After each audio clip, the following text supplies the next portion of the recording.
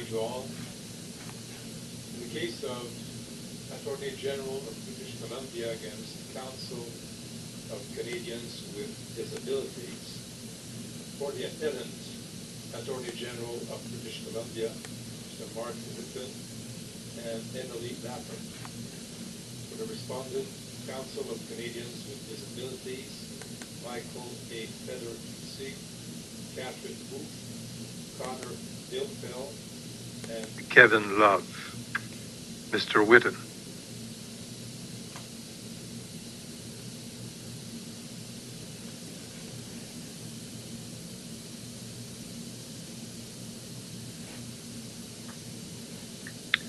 Chief Justice, Justices, this appeal raises the question of whether the British Columbia Court of Appeal unjustifiably relaxed the test for public interest standing and upset the balance that this court struck in downtown Eastside between accessing and preserving judicial resources, and whether this court should, in response, reaffirm downtown Eastside or further liberalize public interest standing in accordance with the Court of Appeal's judgment. British Columbia's position is that the Court of Appeal's articulation of the test would dramatically expand public interest standing and simply goes too far. In our submission, to find that a Chambers judge lacks discretion to deny standing to an organization that seeks to challenge important mental health legislation with no individual co-plaintiff, no adjudicative facts, no committed witnesses, and no history of advocacy for or support from the directly affected individuals whose rights it seeks to litigate, based only on an intention that the organization will eventually assemble a sufficiently concrete record for trial when there is an ongoing parallel charter challenge brought by 3 individual plaintiffs. That, in our respectful submission, would transform the balanced, multifactorial downtown Eastside test that properly and rightly guards against immunization from review into a de facto private reference power for organizations to bring increasingly abstract charter claims, disconnected from individual rights holders, that will generate the equally abstract and at times ill-advised charter analysis that this court has long warned against. And so I'd like to begin my submissions today with a brief introduction to the 2 main errors that we submit the Court of Appeal committed. And then I hope to follow that with submissions on 4 discrete issues. First, the legality principle and access to justice. Second, the importance of individual plaintiffs. Third, the onus to establish a suitable factual context. And fourth, whether the standing test should be relaxed, as the Court of Appeal held, for comprehensive and systemic charter challenges. And so we say the Court of Appeal erred first by characterizing CCD's claim as a comprehensive and systemic charter challenge, and accepting that such challenges should attract a quote-unquote more relaxed view of the standing test, relaxed scrutiny of the pleadings at the first step, and the evidentiary basis for the claim, and that's paragraphs 96 and 97 of the Court of Appeal's reasons. We say this is incorrect, and it's inconsistent with downtown Eastside, where this question of a relaxed threshold for systemic claims was argued by the parties, and it was not endorsed by this court. And even Mr. Whitten, I know you want to roll things out in a logical way. I want to raise a point now, and you can address it whenever you like. I'm not asking you to address it now, but it seems the other thing to me that downtown Eastside did was to try to ensure that when the rights of individuals are being vindicated, perhaps through the public interest standing mechanism, that they were being pursued and presented in an efficacious way by a group that there was a kind of a union of interests between the group who's seeking standing and the persons who they're seeking to represent. And one of the things that downtown Eastside seems to me to be trying to do is to avoid a situation where there's an ill-advised action brought forward. The action is unsuccessful, and then a group which has a legitimate interest is faced with res judicata. And that, it seems to me, is an additional consideration. But I just mention that now and leave it to you if you wish to address it at some point in your submissions. Yes, Justice Rowe, and so I will address that in the course of my submissions. Just very briefly, what I will say is that is one concern raised in downtown East Side, prejudicing directly affected charter claimants. But the danger is also that the court would be invited into a more abstract theoretical charter analysis that may simply be impoverished and disconnected from the facts on the ground. And that's the other side of that coin. And certainly alignment of interests between a public interest litigant and directly affected litigants is a point that is stressed in downtown East Side. And so I'll just continue with my introduction to these two errors. We say that the court erred by characterizing CCD's claim as comprehensive and systemic, relaxing the threshold for those claims. But even if this court had endorsed that relaxation in downtown East Side, CCD has not brought a comprehensive and systemic charter challenge like in downtown East Side. CCD acknowledges in its factum that it's not advancing a strictly systemic claim. And what do you understand a systemic claim to mean?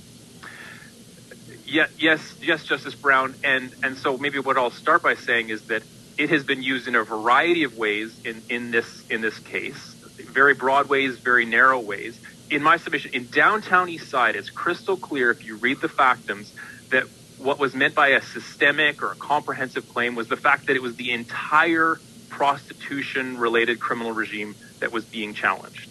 It was very, very broad, and so the court did take into account that one individual being prosecuted might not bring that type of claim that was very broad. However, this claim is a narrow claim. This is a single subsection of the Mental Health Act and two carve-outs that are being challenged, and it advances inherently individual questions of capacity, whether patients who are declared to be incapable actually have capacity, whether the benefits of treatment are outweighed by the harms. And we say, so that is not this is ordinary constitutional litigation that requires individual facts, requires the effects and impacts analysis to be through the lens of individuals. And it appears that CCD acknowledges this in its factum. Now, Justice Brown, just continuing with your question, because it's an important one, because the Court of Appeal places great emphasis on this notion of this being a comprehensive and systemic charter claim that should be entitled to a different standing test.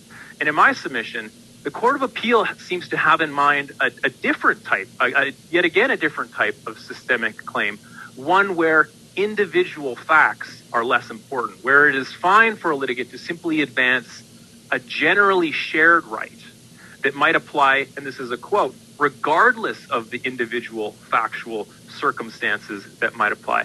And in our submission, that would be a very, very narrow definition of a systemic claim, because the general rule is that charter litigation always requires adjudicative facts, except for in very narrow circumstances where a law is challenged on the basis that it has an unconstitutional purpose. And certainly this claim that's advancing individual questions around the Mental Health Act, a legislation that's balancing competing rights and interests, can't fit what the Court of Appeal seems to be envisioning as a comprehensive and systemic charter claim.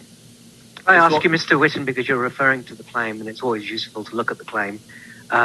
What's abstract or lacking in concreteness in paragraphs 32 and following of the amended Notice of Civil Claim, which, as I understand it, is the most recent version, which talks in great detail about some of the dangers of forced psychiatric treatment and its impacts? Because one can have the debate in the abstract. It's always useful to look at the pleading.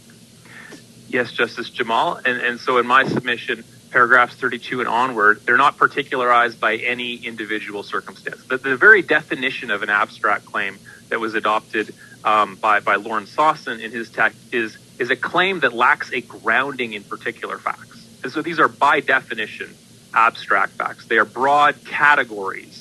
And so I do want to say at the outset that I will address the pleadings.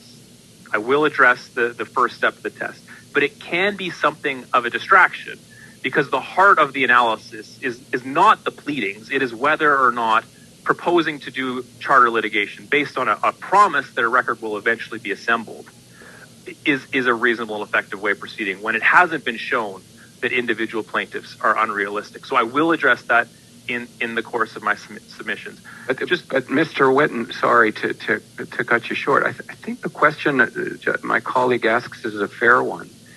And if you if you look to paragraph 41, the idea that involuntary patience, that's a general circumstance that's shared, as you said earlier, that brings people together beyond the peculiarities of their own facts. And indeed, you might even make the case that if we had an individual plaintiff whose circumstance was tied to their own affliction, their own mental health issue, they were perhaps subject to some form of psychotropic medication as opposed to electroshock treatment, they wouldn't be the right person to bring the claim. That there's some virtue in having a general claim around involuntary patients writ large, and that the CCD has proper carriage of that.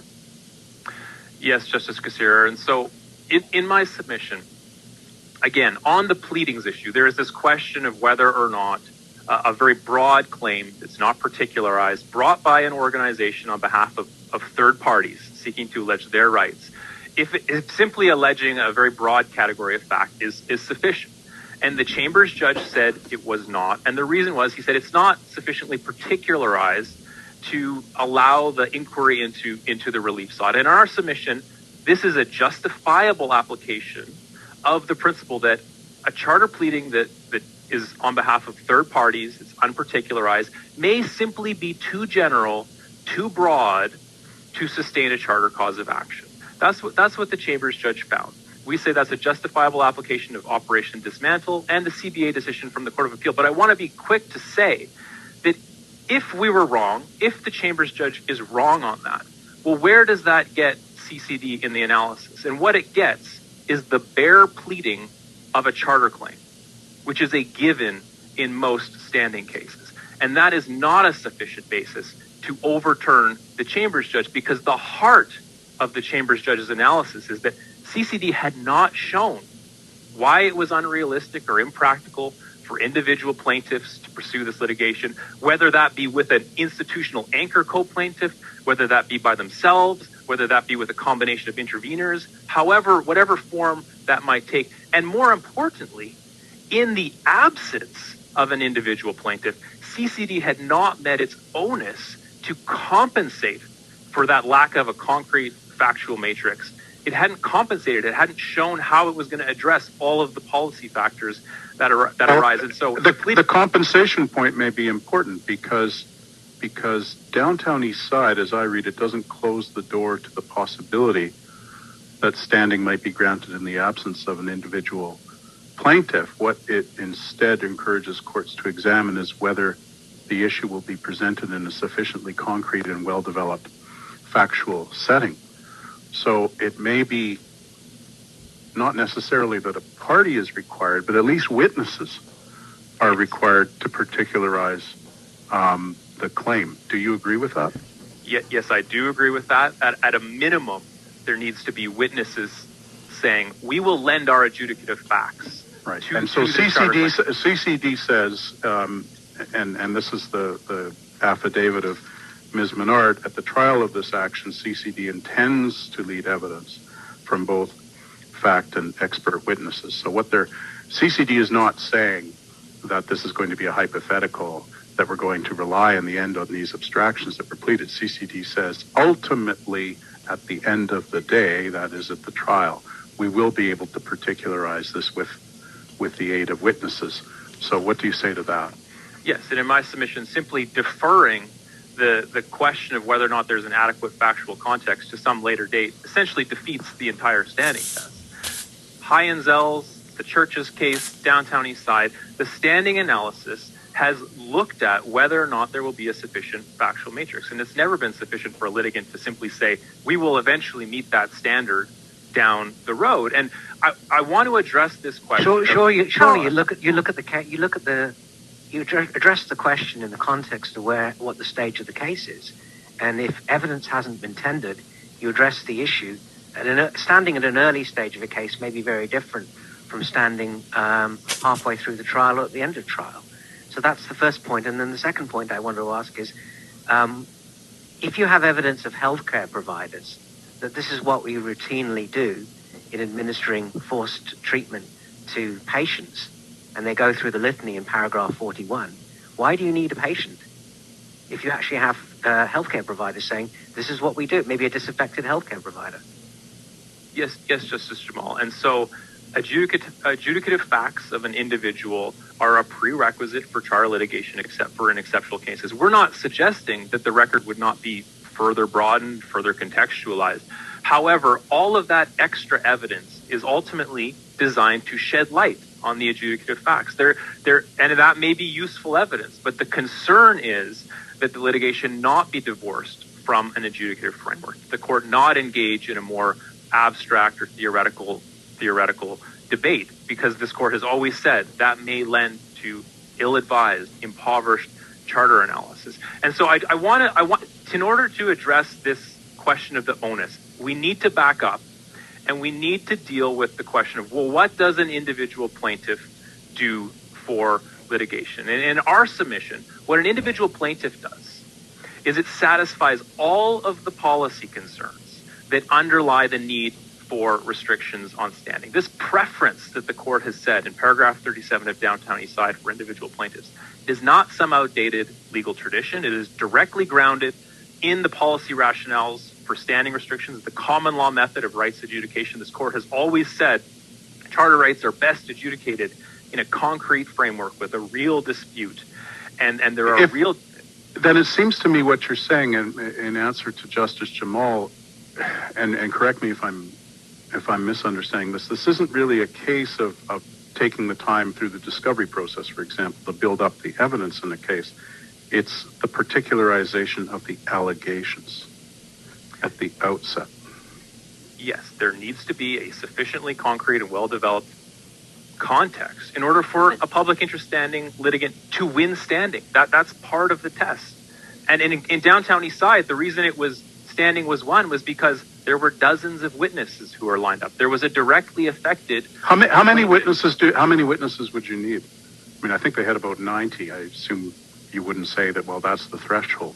What if they had a single witness? I think that could be sufficient. I mean, it's always a case-by-case analysis. There's no reason for 90.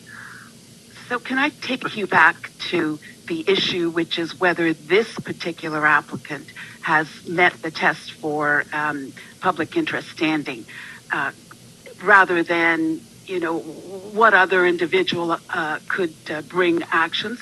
Let's just focus for a moment. And I think you've said all we would be left here with is bare pleadings. But I guess I'm coming back to the point that was raised by a number of my colleagues. Don't we have to look at where we are in the process at a preliminary stage?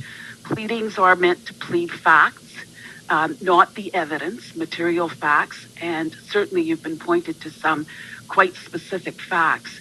So isn't there a risk if we take the approach that you're urging us that in fact we'll ignore the admonishment in Downtown Eastside that we should not, in assessing the merits of the case, do so in other than a preliminary manner? Otherwise, it's otherwise we're kind of undermining the whole purpose of having an ability to bring a public interest case. Justice Karakatsanis, I'd like to move us away, if I can, from the pleadings question, because I take your point about there can be broad pleadings. The broader question is whether or not there is going to be a sufficiently concrete factual matrix to prove those pleadings. And in this case... But can't we just apply logic to say that you can find witnesses, you can find healthcare professionals, that the kinds of facts being alleged here are specific? And that was there any cross-examination on the affidavit to suggest this would be difficult to do? Was there anything to undermine the statements in the affidavit that we will have witnesses who can speak to these specific points? And Justice Karakatsanis, so what I will say first is a Chambers judge always has discretion to say that the standing issue is premature. Both the Chambers judge and the Court of Appeal accepted that it was not premature in this case. This litigation had been ongoing for almost 2 years by the time that the standing issue came on for summary trial. And on a summary trial, the evidence, the factual matrix, has been part of the standing analysis since at least Heinzel's. It's in Heinzel's, the lack of facts was fatal. Same in Churches, and the fact that there was a proper factual matrix, not the evidence needed to make out the charter breach, but enough to satisfy the court that there will be a proper factual matrix. That is part of the onus that the litigant needs to meet. And in this case, the reason why there may be some concerns is, well, there isn't a great deal of evidence that CCD is actually in relationship with these individuals. And CCD has also said they think this can be a challenge that is simply a facial challenge. That there is, they say we'll put together some evidence, but they also say at paragraph 10 of their factum that this is a case where we can just look at the law on its face. And in our suggestion, that suggests that they have not taken seriously the need for facts, and it only underscores the Chambers judge's concern about whether or not there would be a sufficient factual matrix. And Mr. Whitten, it goes a little bit further than that to me, because it seems to me that if you have provisions that on their face raise serious charter concerns, as forced treatment does automatically, because it impacts on a person's autonomy and bodily integrity, it seems to me in cases like that, the need for precise factual situations where someone says, I didn't want psychotropic drugs and they have harmed me. I wouldn't see any need for harm at all. The gravamen of the charter breach is just requiring someone to undergo forced treatment without giving them a proper opportunity, if they're capable of it, to consent. So it seems to me that this whole question of factual matrices and so on, if not almost a red herring in a case like this, is greatly attenuated. And you add that into the fact that we're at a very early stage, and you have in the pleadings, as Justice Jamal and others have pointed out, an undertaking to call witnesses and so on. It just seems to me that way too much weight is being put on that when I, speaking for myself, look at these provisions and say, hey, wait a minute. It looks like there's a problem here. Just like this court did in AG versus G, where people who had been found not criminally liable were deprived of opportunities that other people had. And so I know Mr. G was a private litigant, but it's just, my point simply is this whole notion of factual matrix, it seems to me, gets greatly attenuated when you're dealing with a provision that on its face would appear to be suspect. And thank you for your question, Justice Moldaver. In my submission, this court has said that the general rule is that there have to be adjudicative facts. Legislative facts shed light on that and contextualize that. And the exception that this court has recognized is where a law is simply unconstitutional has an unconstitutional purpose. Then legislative facts alone may be sufficient. In our submission, this is a case that cries out for adjudicative facts. These are individuals moving through a statutory process, and at every step of the way, physicians are making notes. They're recording their capacity assessments, the benefits of treatment. And so the analysis cannot simply be at a high level theoretical. It needs to be grounded in individual facts. Otherwise, there is the concern that the analysis will be disconnected from the facts on the ground and the real benefits that treatment provides to litigants. These provisions operate if one person is forced to take treatment that they are capable of saying no to, but they're given it anyways, it seems to me, correct me if I'm wrong, that it's no answer to say, the treatment was good for you. It worked. Yes, and so, Justice Moldaver, there's a clear requirement in the regulation that the physicians say that they lack capacity. So in our submission, the CCD's theory that people with capacity are routinely deny the ability to make treatment decisions is a misrepresentation of the act. But in our submission, it's Just they have no opportunity to question that. I'm sorry, and I won't interrupt you again. That's part of the problem here. If they have capacity to make the treatment decisions, then the treatment needs to be voluntary. That's the way that the regulation is structured. And so in my submission, just going back to what is the need for this individual factual matrix, what it does is it satisfies all of the policy concerns that underlie the need for restrictions on standing. It ensures that there will be adjudicative facts, that the courts will remain focused on individual rights holders, that justifies the use of scarce resources, that the institutional strengths and capacity of the judiciary will be respected. There won't be an abstract inquiry. That's what an individual plaintiff does. And our point is that when a public interest organization seeks to litigate the charter rights of third parties without that assurance to the court, there's simply an onus.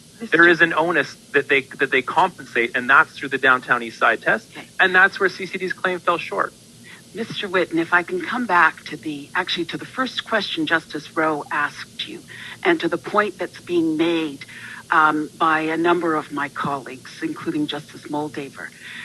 When, as a judge, as a trial judge, as an appellate judge, my biggest concern is that an individual who raises a charter challenge will do so in circumstances where they are not able to bring forward the appropriate evidence to allow the proper charter decision to be made. That is always a key consideration, particularly in a case where the individual that you're saying needs to, will bring the best adjudicative facts to the table is somebody who lacks capacity. The rights that are being challenged here are the rights of people who do not have the capacity, who face particular challenges in bringing forward individualized suits. Why wouldn't we be able to look at this and say, for this specific issue, for this specific challenge, charter challenge, in this context, you have to take a broader view and ask the question, is there going to be a sufficient basis, individualized or factual basis for the court to make a proper charter ruling? Isn't that the focus? Your submissions have all been, but there may be individuals who should bring this, and that an individual's experience is really the key issue in a case like this, and I'm having trouble accepting that particular premise.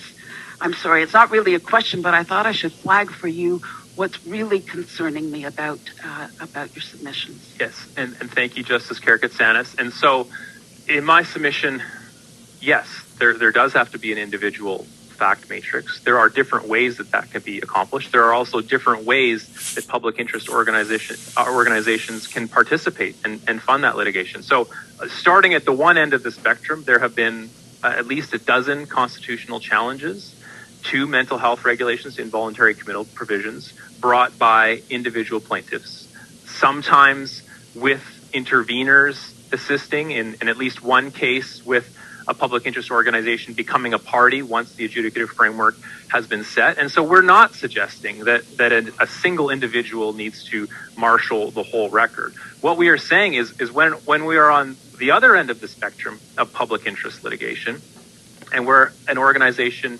seeks to litigate charter rights and they don't have a co-plaintiff, they haven't identified any witnesses, is that there is an onus. A number of policy concerns then immediately arise. Will there be a sufficient fact matrix? What sort of an inquiry is the court going to be invited into? And it needs to be more than simply saying there will be evidence. If all that is required is saying we have a proposed charter claim and we will put together evidence at a later point, all of the emphasis in Downtown East Side, all of Justice Cromwell's emphasis on the need for a concrete fact matrix, looking if there's specific and factually established complaints, a suitable adversarial context, all of that essentially gets reduced into a bare procedural requirement to say there will be evidence. We will call directly affected witnesses. Mr. Whitten, I understand that before, when the lawsuit was filed, there were co-plaintiffs and there were specific facts alleged in the statement of claim.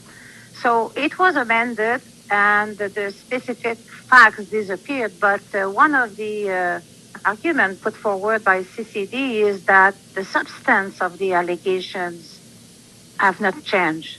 Although we don't have the specifics, they say essentially the substance of those allegations remain the same after the amendments.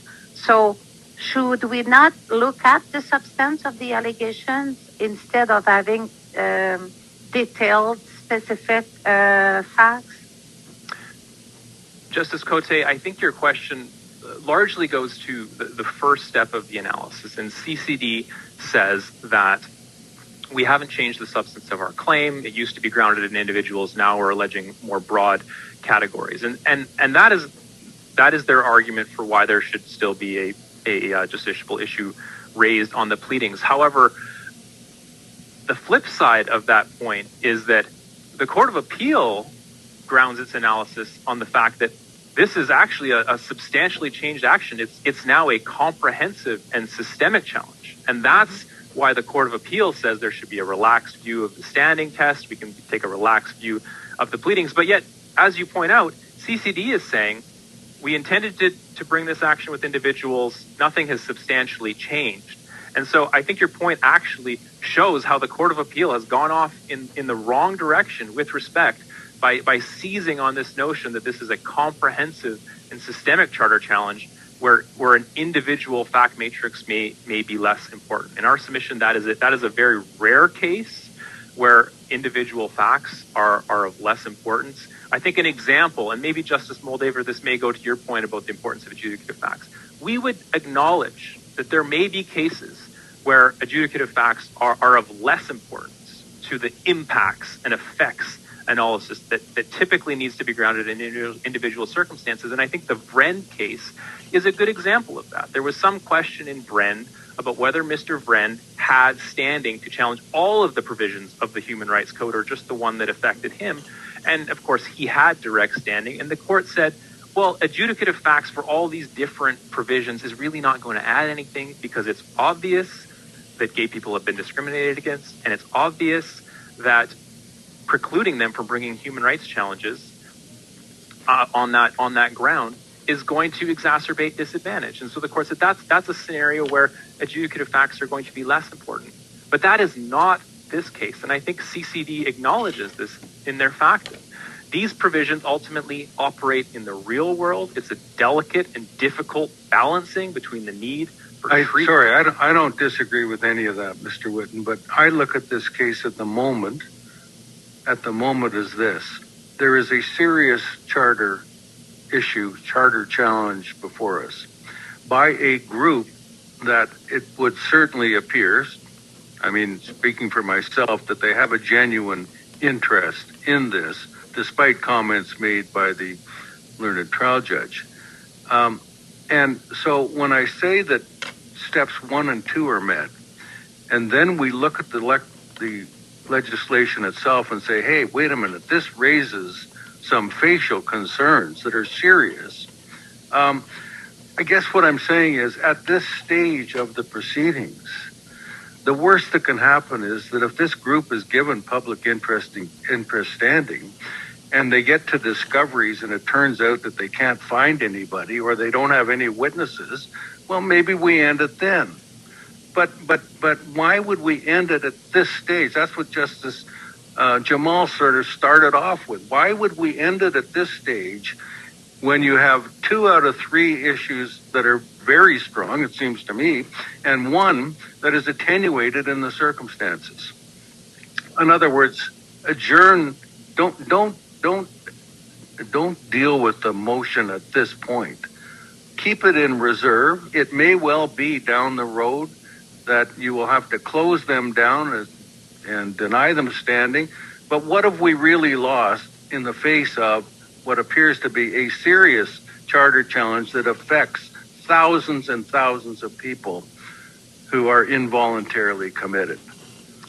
Yes, and Justice Moldaver, as far as I understand the law, once a litigant is granted standing, they have standing. That issue is not revisited, and so there is no notion of provisional standing where the requirements of the test can be met at a later stage. You can move to strike the whole case if, in fact, there's no basis on what you're saying. If after discoveries there's no evidence and you want to say, well, this is essential because you really don't have a cause of action here, there are methods that you can use.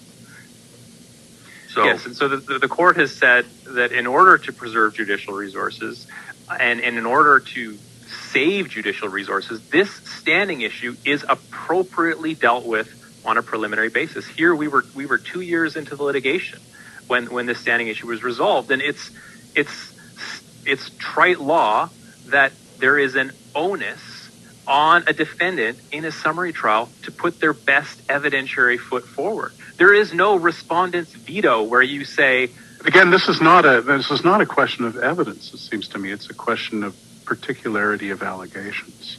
This isn't a summary trial scenario where a plaintiff in a personal injury case because of limitations concerns sues. Defendant moves to strike. Plaintiff says, well, I need time to build up a case because my symptoms haven't stabilized. This is not so much allowing for time to prove the case so much as to make it, isn't it? To make or to allege it.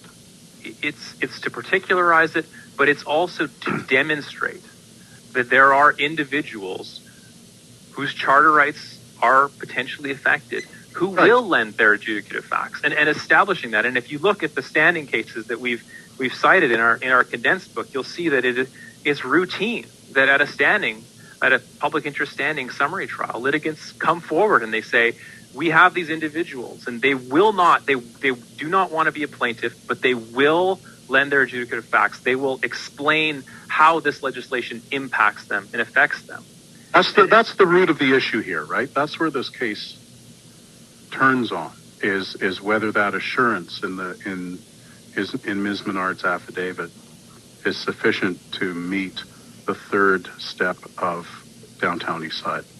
Yes, Justice Brown, I would say that is a core issue. And in our submission, if that is enough, that is a dramatic expansion of public interest standing. Because again, recall that how that onus was met in downtown East Side was, again, dozens of witnesses, a directly affected litigant who had been convicted multiple times under prostitution-related offenses, and an organization made up of sex workers. And Justice Cromwell says, I am satisfied that there will be a sufficiently concrete fact matrix. It's about particularization, but it is also about evidence. And if there's a difference between how somebody chooses to establish standing and what's required to establish standing, because you say you're applying downtown East Side, but I look at what's set out in paragraphs 39 to 42, which are the operative paragraphs here, and we're dealing with public interest standing. So by definition, we're dealing with somebody who doesn't have standing as of right. The test that you're proposing seems to be, as I hear it, you either, as a public interest litigant, you either have to have a co-plaintiff with standing as of right, or you need to have at the test, as a legal requirement, in order to get standing, somebody who could have private interest standing as a witness who's willing to give evidence at the standing hearing. That may be how somebody seeks to establish standing, but I don't see that as falling anywhere within the test enunciated in downtown East Side.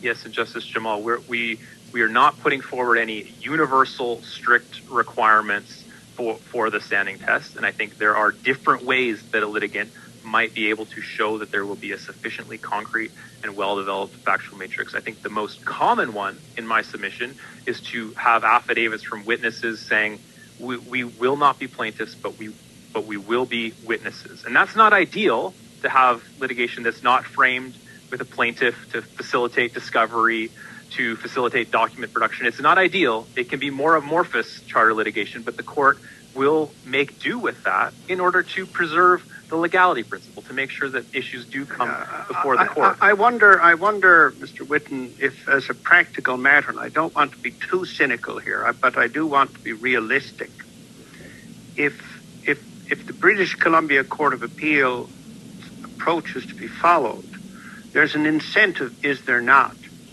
for someone to be first past the post to say, I want to represent this group. I'm the one who's going to do it. Oh, and by the way, I want full costs whether I win or lose. And if I get the full costs order, then I'll go look for some witnesses and some evidence. But I've already got my hook in to the case because I'm the first one who's filed. Yes, and Alberta has a line for this in their factum. They say it's a claim in search of a case. It's not the way that charter litigation has typically taken place because, of course, charter litigation concerns important factual issues, and this court has always wanted that assurance that it won't be invited into some sort of inquiry that doesn't look like dispute resolution, that isn't concrete. That's been the concern this court has articulated in Danson and McKay and many other cases.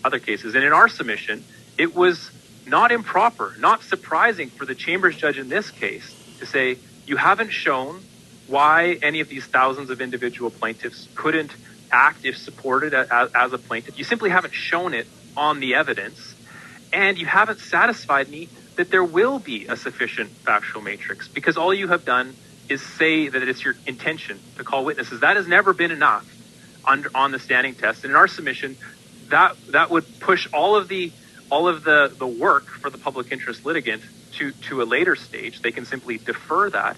And in our concern is that starts to look like a private reference power.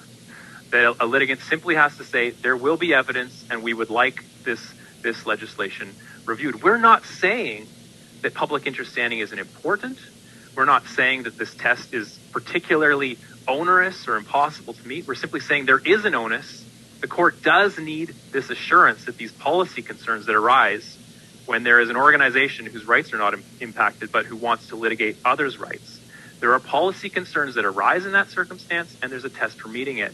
And I think the Good Spirit case out of Saskatchewan is a very useful illustration of some of the pitfalls of public interest litigation, a case where there was a public school board that essentially approximated the rights of religious minority students and launched the court into what essentially was an abstract debate about funding policy in the guise of charter rights. And at the end of a 51-day trial, after the standing question was put off multiple times by the trial judge, the Court of Appeal says standing never should have been granted, an enormous waste of resources. So there are real policy concerns that need to be dealt with up front at the standing test, because it is, and perhaps CCD is their motivations are perhaps unassailable. But of course, you have to think that this is going to be the test that governs all public interest organizations. And there can be organizations that wish to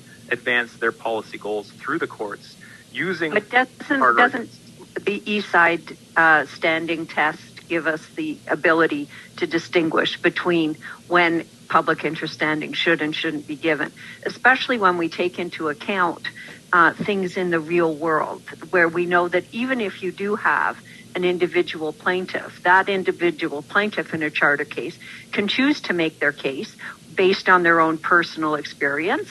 They can do it based on government reports and government statistics as to who has had the same problem. They can do it in a systemic basis. They can have expert reports. They can choose any which way of doing that.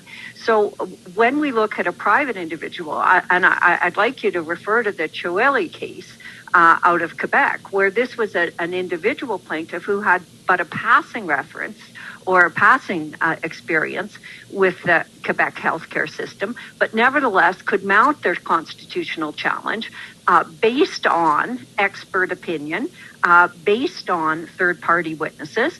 And so why should we, in this kind of case, not take into account that what you're talking, you can have a motion for particulars. There's different ways in terms of evidence that you can deal with that.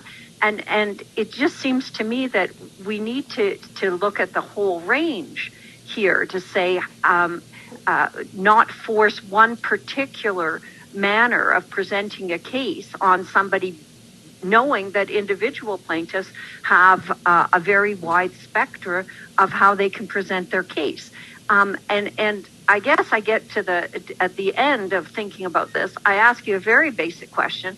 So could this entire case be resolved if the CCD has an individual plaintiff that joins now? I mean, it seems to me that might be a little bit of form over substance when we have an affidavit that says that there's going to be concrete evidence of adjudicative facts. So what I can say, Justice Martin, is that the AGBC did not challenge standing when there were two individual co-plaintiffs. We did not launch a preliminary standing application when it was CCD and two individual plaintiffs. That's a relatively uncontroversial form of public interest litigation, where there is the institutional anchor plaintiff that can support, but there is no compromise of the factual matrix because there are the individual co-plaintiffs. Where it's more concerning is where an organization says, we don't think that we need those individual facts. And yes, CCD has said, we will put together a record, but they are also maintaining that they can challenge this law on its face. And that's a very narrow category of constitutional case that can go forward in that way. And certainly in the Danson case, that was the argument. We think this law is unconstitutional on its face. That's what Mr. Danson said. And the court said, no, the court cannot be invited into that sort of an inquiry where it doesn't have the assurance that there's going to be a concrete factual matrix to ground the analysis of individual effects and impacts. Just a quick word on the Chuli case. In Chuli, of course, Mr. Chuli was he was someone who participated in the Quebec public health care system, and so he did have standing. The court did say he was directly affected. As did any member of the public. Right. And so then the court also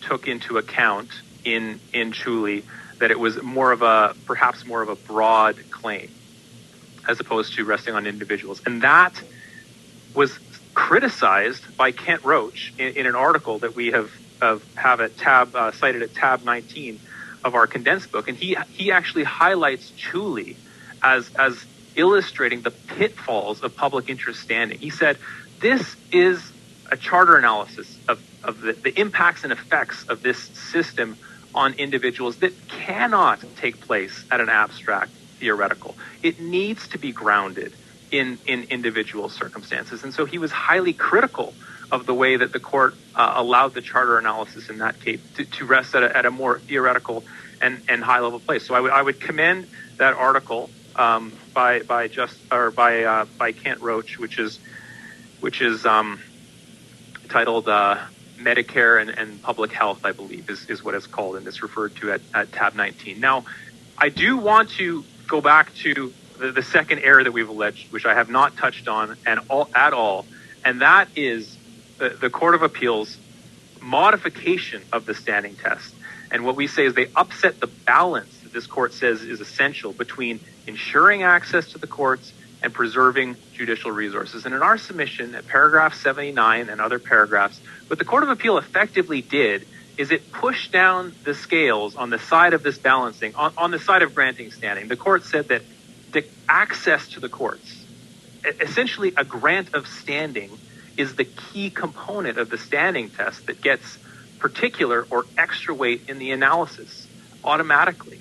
And in so doing, the court demoted all of the other policy factors that this court has long recognized that need to inform the standing analysis: the preservation of judicial resources, the importance of a concrete factual matrix, a preference for individual plaintiffs, the proper role of the courts. All of those are rendered secondary. And in our submission, perhaps the easiest way to highlight the problem with this is that every time a litigant seeks public interest standing, they are seeking access. And so if the court says that access is the predominant factor in the test, it almost makes standing presumptive. Access and the legality principle are one factor. They are a factor to be weighed on a case-by-case basis. And so this was a position that was urged on the court by the interveners, recognize access and legality as the key components. And in our submission, it fundamentally changes the public interest standing test, the Court of Appeal conflated the legality principle in downtown Eastside, which is concerned, rightly, with laws being immunized from review. It conflated that with a general goal of access to the courts, and then made that goal of access the key component of the standing test. And so our submission is clear from downtown Eastside. The legality principle is not always engaged, doesn't universally favor standing. The legality principle reflects a more nuanced concern that no law should be immune from challenge. And so our position, and we set this out in our factum, this is taken from downtown Eastside at paragraph 50, is that the legality principle accounts for access to justice concerns that arise where individuals from a vulnerable community are unable to act as a plaintiff, or where an issue has consistently evaded judicial review. But when there are individual plaintiffs who are available, when there is a parallel challenge, as there is in this case, that alleviates concerns about immunization from review. And the significance of the legality principle will be diminished, as will access to justice concerns. They don't warrant particular weight in that circumstance. It has to be a case-by-case assessment. And this is, in my submission, crystal clear from downtown Eastside and also the church's case. And the same would go for a scenario where there are real concerns about the suitability of an abstract constitutional challenge without an individual plaintiff. The legality principle, access to justice, they do not override the analysis. They don't you keep coming back to individual plaintiff, but I think I have your concession that that's not necessary. What you need is a presentation of the issue in a sufficiently concrete and well-developed factual setting, which could, in theory, be established by a single witness. Is that not correct? I think it could in theory be established by a single witness. That might not. It may be that I'm coming off as pedantic, but it's an important point because Chief Justice Hinkson talked about an individual plaintiff, and while I may be sympathetic with some of his analysis, I'm not sure that is consistent with downtown Eastside. And I think I have your concession on that, but I just want to confirm. In my submission, I think there is reference to individual plaintiff, but the fundamental point was there needed to be an individual fact matrix to ground the charter analysis. I do not read the Chamber's judge's decision as requiring an individual co-plaintiff in every case, and certainly that is not a requirement. Okay. There are examples of public interest litigation where in the line of downtown Eastside, where a litigant comes to a standing determination and they say, this is how these charter issues are going to be contextualized. We do have individuals aligned with us whose rights are at issue. They will explain the impacts and the effects. You don't have to prove the charter breach. You have to satisfy the court that there is sufficient alignment and that there will be an adequate fact matrix, and that has been done. The administrative detention litigation in BC is an example of that. And so, Mr. Whitten, very briefly, when I was in law school, which was a very long time ago, professors would come in and they would say, I've got an interesting question for discussion today. Let's examine this topic and understand it more fully and develop our comprehension of it. And I'm wondering whether if you open the door too far, if you make it too easy for public interest litigation to go ahead, you get the courts being used as a kind of a substitute for the classroom. And so I have an interesting scholarly question I'd like the court to answer. And I'm wondering whether that's really what courts are for. That is a fundamental concern that underlies the need for restrictions on standing. There is no shortage of public interest organizations that wish to get involved in litigation. The concern is that when they do so, that the process of examining these charter rights does not devolve into a more theoretical, abstract debate. It can be inconvenient marshaling individual fact witnesses. Sometimes it is easier to find academics and expert witnesses who will opine on law's effects at a broad level. But this court has always said it needs to be that analysis needs to be in light of adjudicative facts. Expert witnesses contextualize. They shed light on the facts. And yes, so that is a concern if that is a concern that this court has recognized, certainly in the Church's case in downtown East Side, if standing is too liberalized, that it can strain the proper role of the courts. In Borowski, 1989, this court said that when the court is invited to adjudicate important charter issues without an individual fact matrix, it can become advice giving, legal advice giving, and it can strain the role of the courts in certain circumstances. And so, just to come back to this question of the rebalancing that we submit that the Court of Appeal engaged in, we say that access to the courts using judicial resources, it is one half of the equation of the overarching purpose to strike a balance that standing law does. And access using judicial resources, it can't be the key component, the driving force of the test, if this test is also expected to protect and preserve judicial resources. And it is. And this is the point in my submission that Justice Abella makes in the Delta Airlines case at paragraph 62, where she says, access to justice demands that courts and tribunals be encouraged to, not restrained from, developing screening methods to ensure that access to justice will be available to those who need it most in a timely way. That is why courts develop standing rules in the first place, and she cites to the Reiniak case.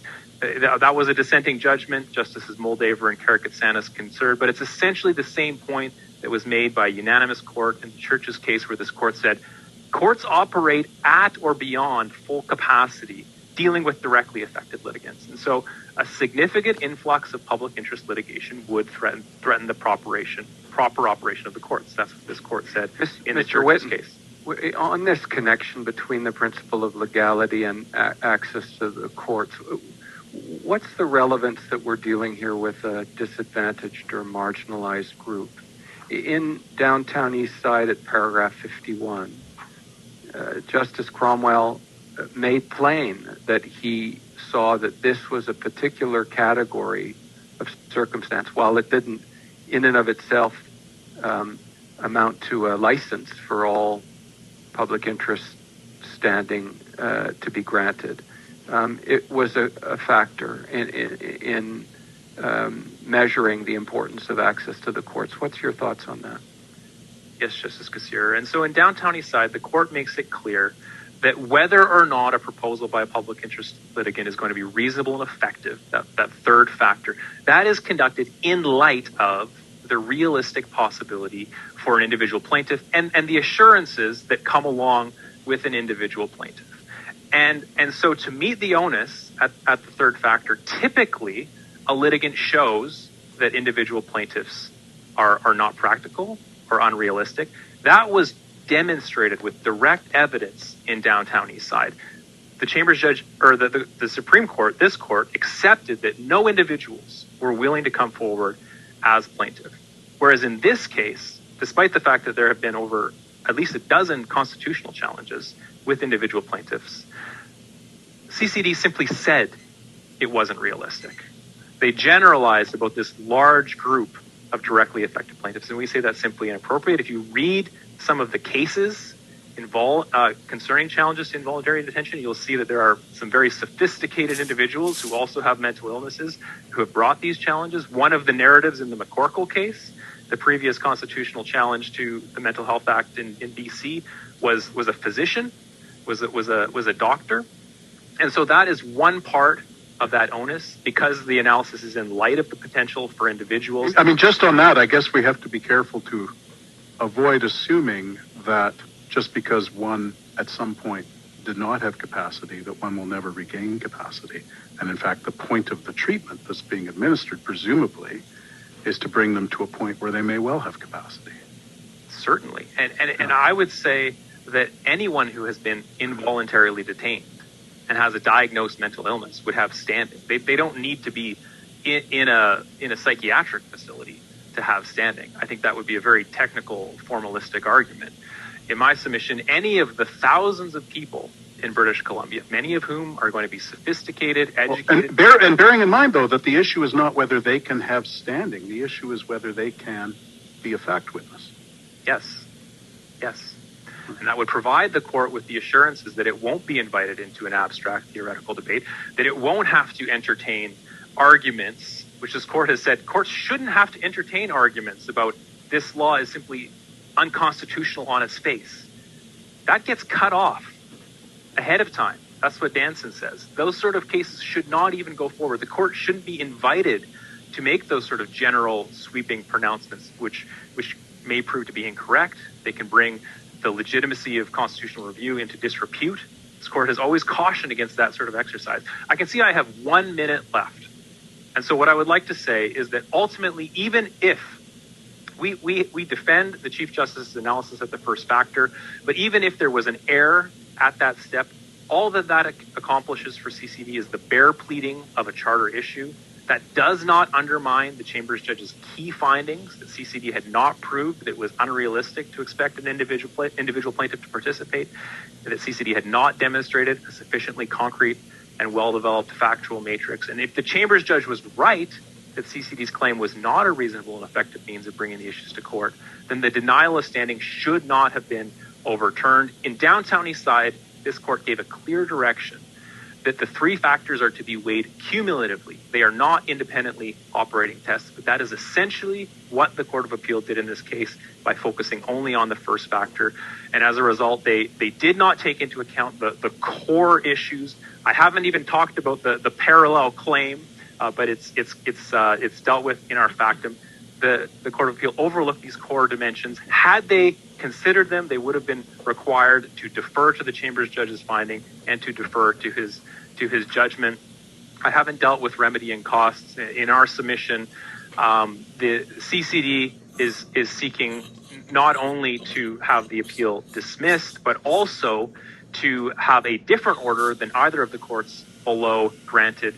It was incumbent on them to bring a cross appeal if they wanted to vary the Court of Appeal's order, and they should not be permitted to essentially cross appeal in their respondent's factum because we have not had an opportunity to address that. In terms of the... Thank you. Your time is up. I'm sorry. Thank you very much, Mr. Whitten. Thank you. So the court will take its morning break, 15 minutes. The court, la cour. So we're back. Mr. Michael Filler. Chief Justice, Justices, under the analysis prescribed by Downtown Eastside, CCD deserves standing.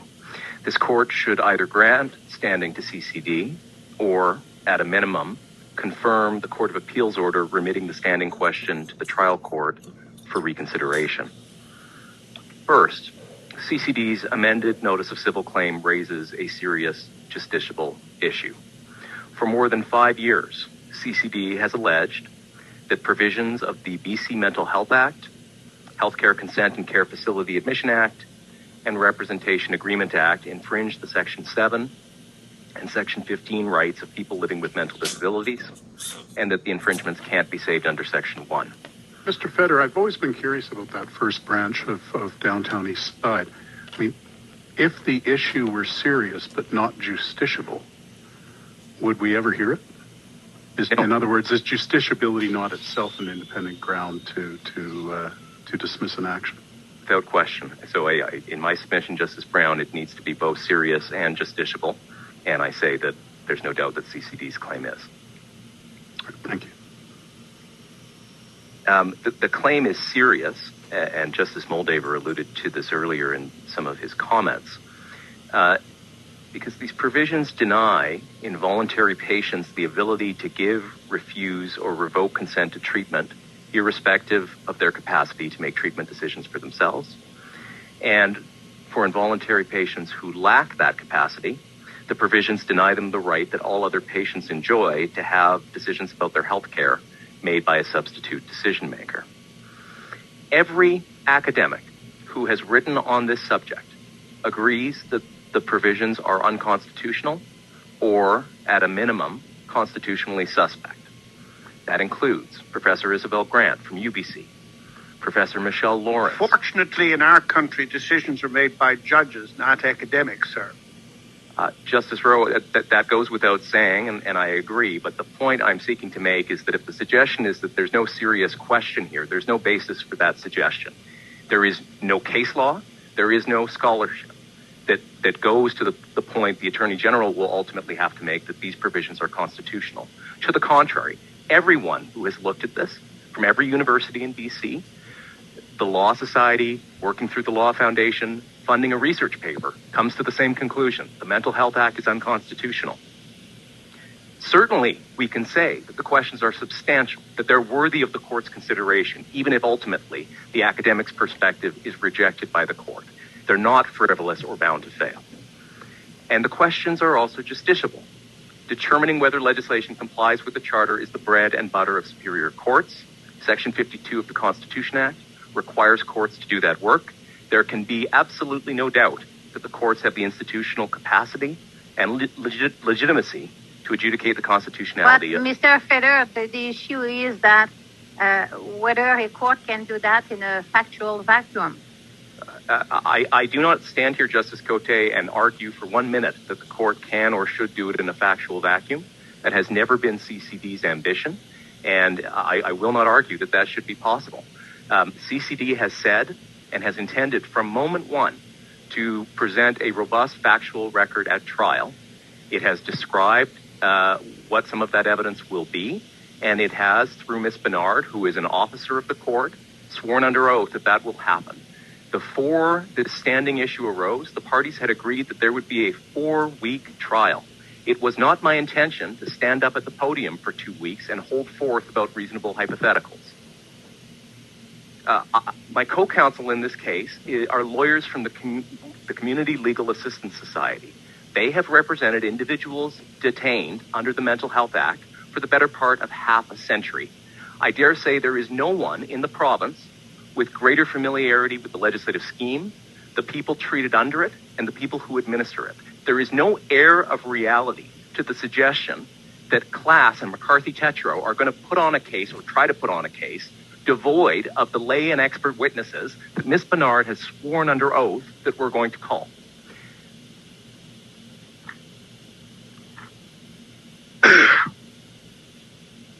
I want to move. So, if I understand you correctly, you've said that because you're a member of a very substantial and well-reputed firm, and you're associated with counsel who are knowledgeable in this area, that contributes to the argument for granting standing. And if that is the case, is that something which should be taken into account in future? Yes, I think that the assessment of whether the litigation is a reasonable and effective means of teeing up the issue for determination takes into account what's really happening.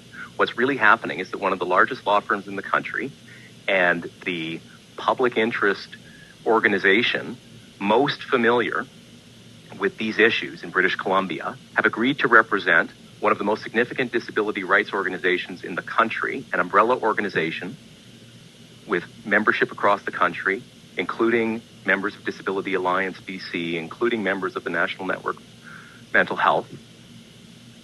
They've all come together to try to present this case that every academic agrees has merit. And yes, I think the court should absolutely be cognizant of that and should be cognizant, above all, of Ms. Bernard's sworn evidence as to what's going to happen and the fact that Ms. Bernard was never cross-examined. Yes, but there's an implication. I don't want to delay you too much, but the implication is in the absence of serious counsel, that's a factor which speaks against granting public interest standing. Because if it speaks in favor, its absence must speak to the contrary. I'm not sure I see it quite the same way, Justice Rowe. I think it is one way of satisfying the reasonable and effective means factors, the fact that you have counsel who are thoroughly familiar with the area.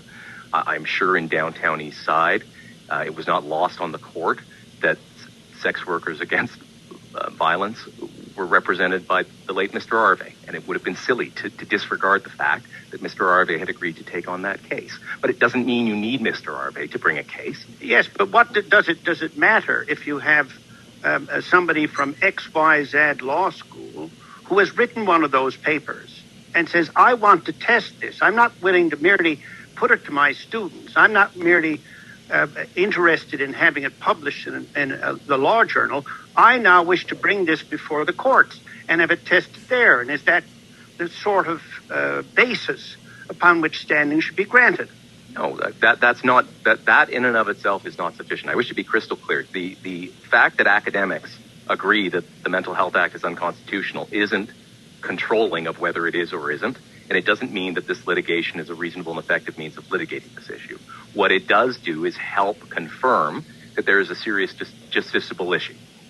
The fact that CCD is represented by Class and McCarthy-Tetreault helps show. It is one consideration that tends to show that this litigation will be a reasonable and effective means. It isn't necessary. It isn't sufficient. But it's also not something to which the court should blind itself, that there are experienced counsel who are well-resourced, who are familiar with the relevant witnesses, familiar with the scheme, have real on-the-ground experience, who are prepared to take this case forward. Where do we get the information from that they're familiar with the relevant witnesses? The only thing I saw on the record about witnesses is eventually we'll get them. There's a couple ways of saying, coming at that. First of all, Ms. Bernard attests to her familiarity with the relevant population, attests to CCD having originally sued with two individuals and the very careful process that CCD undertook before selecting those two individuals. And the reasonable inference to be drawn from that is that CCD considered its options and had other options. Number two, I think the court can take judicial notice of Class's role in the BC Mental Health Act legislative regime. And even if the court isn't prepared to take judicial notice of that, it comes straight out of the Attorney General's mouth. And with that, I would ask you please to turn up tab 11 of my condensed book. This is a pleading filed by the province in the proposed class proceeding to which my friend alluded, and which he says is a better way of litigating the merits than CCD's case. And I will return to this later in my submissions, but for now, I'd ask you please to turn up page 3 of the pleading, paragraph 10, and you will see that one of the ways that the province seeks to defend the legislative scheme is with reference to the ability of an involuntary patient to get a hearing by an independent panel. And what is an essential part of that process, according to the province? A patient can request free legal representation at the hearing offered through the Community Legal Assistance Society. So the same organization said tacitly to be incompetent to prosecute this case properly, is pleaded by the province in a different case to be essential to the scheme's constitutionality. Presumably, if it wasn't essential, it wouldn't be pleaded. Mr. Feder, you probably agree that if there were a fact witness in your material that you could point to, somebody with personal experience of the scheme, we probably wouldn't be here.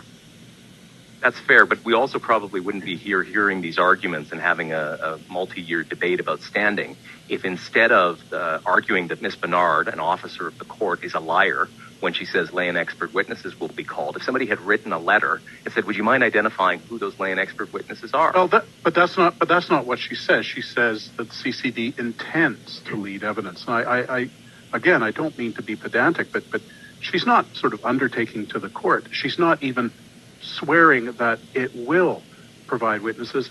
It deposes to an intention, and surely that's significant.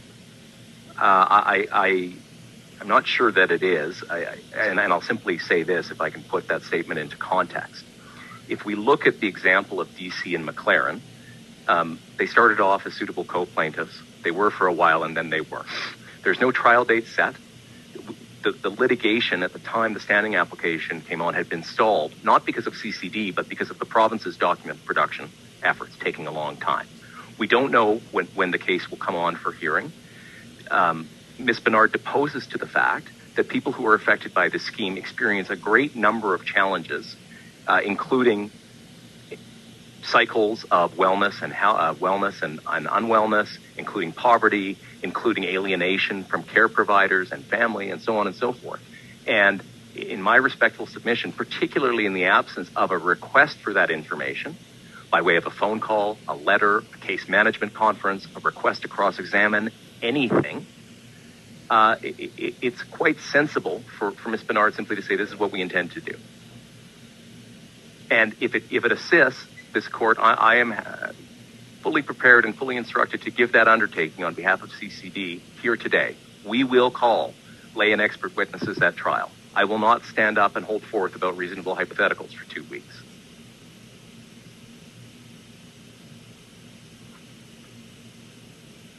It's self-evident that was never going to happen. What were we going to have a 4-week trial about? And if there was a serious, genuine concern about CCD's ability to mount the case that Ms. Bernard said it intended to call, why wasn't that concern pursued in earnest by the province by means of the tools usually used when one has a concern about how a case will be presented and whether it will be orderly and adequate? But the burden, Mr. Feder, the burden is on you at this stage to demonstrate that you have public interest here. So it is not because you did not receive a letter from the Attorney General that you can say, they should not be concerned. It was your burden. Fully agreed, fully attempted to meet that burden, landed up with uncontradicted evidence that lay and expert witnesses would be called at trial. There's nothing But the question isn't whether that's contradicted. The question is whether that's sufficient. And I mean, if indeed the CCD is confident that it would have that, then I guess the question in the mind of the Chambers judge might well have been, well, why aren't they able to procure those witnesses now and particularize their allegations? Well, there's no question that the Chambers judge was preoccupied with why DC and Miss McLaren were not plaintiffs any longer. But I will simply say, and this follows on to a question you put to my friend earlier today, Justice Brown, if the problem is one of particulars, and I don't accept that there's a problem of particulars, but it seems to me that is really what the complaints about CCD's claim being too abstract or hypothetical really reduced to. The solution to that is an order for particulars, not the dismissal of the claim.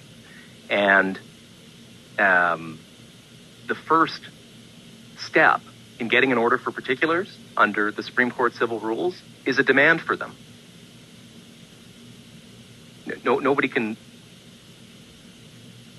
I'm sorry, Justice Brown, you're muted. I'm sorry, Mr. Feder. You think after 2 years I'd have this down pat. But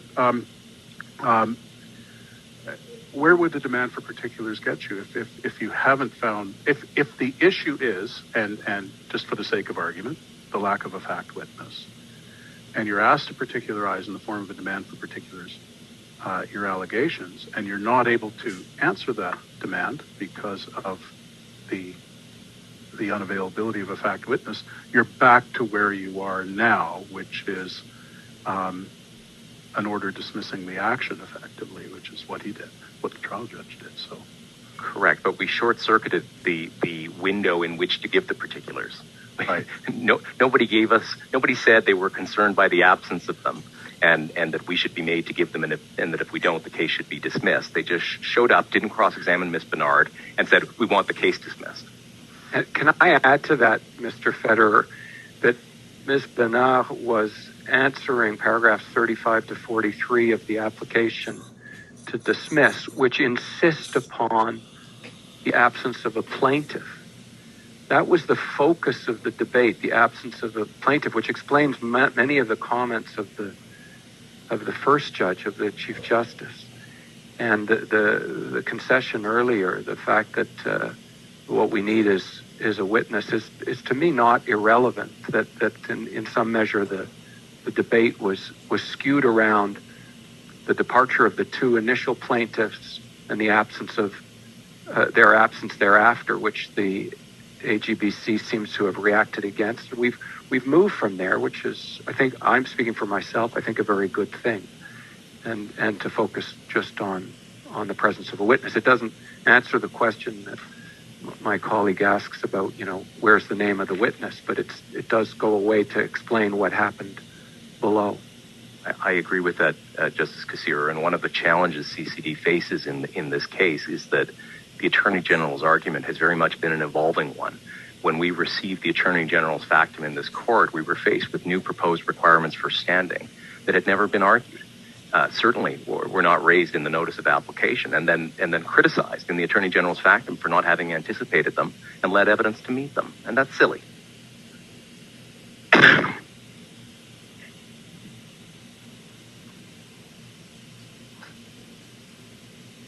Well, it seems to me that all you've said is that we have an affidavit sworn by a lawyer, that evidence will be forthcoming, and that is a sufficient basis to meet a very critical component of the third factor in downtown East Side. And of course, that's readily done.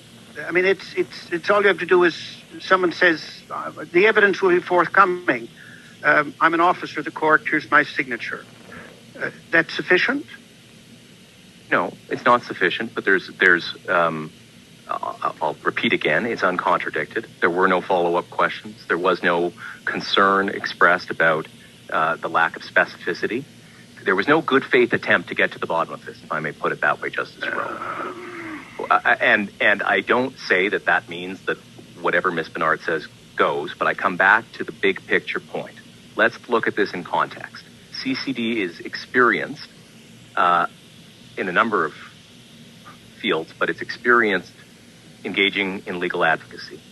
Class is thoroughly familiar with the Mental Health Act, the people treated under it, and so forth. McCarthy Tetro knows how to litigate complex litigation. There's a committee of experts familiar with mental health issues who are directing the litigation, including not only Ms. Bernard, who spent her entire career specializing in mental health law, but, for example, it includes the executive director of the National Network for Mental Health. It includes academics and lawyers specializing in mental health issues. It includes individuals with lived experience with mental health issues and psychiatric treatment. In the face of all of that, what is the basis for the suggestion that Ms. Bernard's statement of CCD's intent should be doubted? There's nothing. Mr. Federer, just to follow up on Justice Rowe's question, I'm wondering if you could help me by comparing the circumstance of our case to Downtown East Side on this point. If I understand correctly, Downtown East Side started with an application similar to this one, a motion to dismiss at an early stage. Is that right? That is right.